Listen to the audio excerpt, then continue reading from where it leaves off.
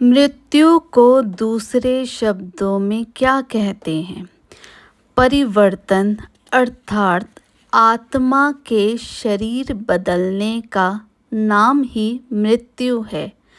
प्रश्न यह है कि मनुष्य को शरीर छोड़ने के बाद इसे कौन सा शरीर मिलेगा? इसका उत्तर मनुष्य के किए कर्मों पर निर्भर है। जैसे किसी मनुष्य ने कर्म किए होंगे वैसे ही उसे जन्म मिलेगा। अच्छे कर्म होंगे तो मनुष्य जन्म मिलेगा। अच्छे संस्कार होने से बचपन से ही सत्संग की ओर रुचि होगी। भक्ति के विचार होंगे तो मन भक्ति की ओर लगेगा। यदि पिछले जन्म में ही कोई कमी रह गई होगी तो वह उसे इसमें पूरा कर सकेगा।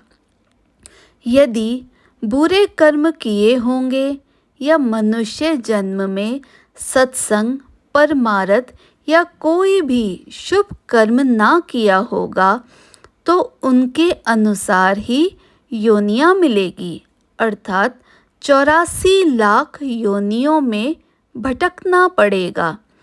प्रकृति प्रत्येक मनुष्य के विचारों और कर्मों की कदर करती है। जैसे जिसके ख्याल होते हैं वैसे ही उसके शारीरिक कर्म होते हैं। जैसे कर्म होते हैं वैसे ही प्रारब्ध बनती है। इसीलिए प्रत्येक मनुष्य को ऊंचे व अच्छे विचार रखने चाहिए।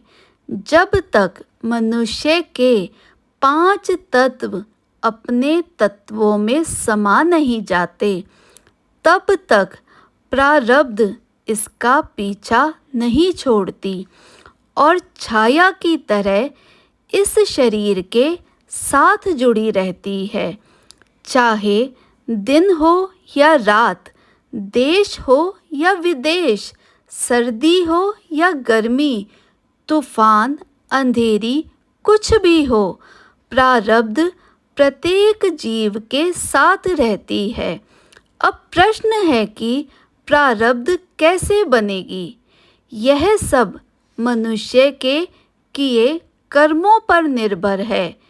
इसीलिए मनुष्य को अच्छे तथा निष्काम कर्म करने का प्रयत्न करना चाहिए। यही मृत्यु का